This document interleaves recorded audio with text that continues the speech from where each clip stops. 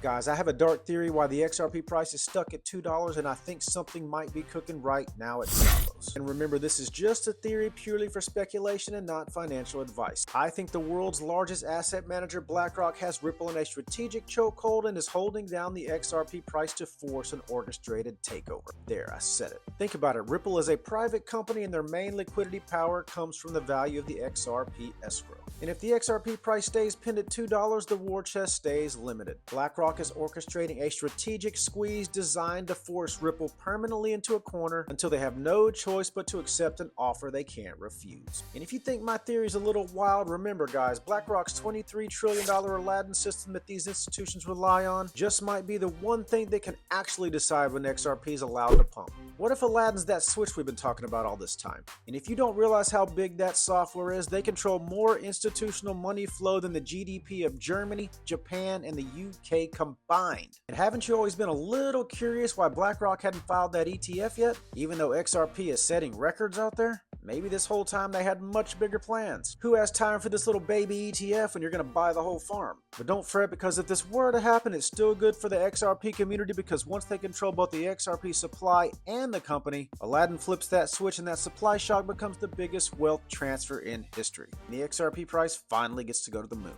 But I do have to ask a fair question. Did Brad and Ripple ever really care about the XRP army? Or were they just using us for liquidity to build the infrastructures to set up the biggest institutional buyout and financial takeover in history?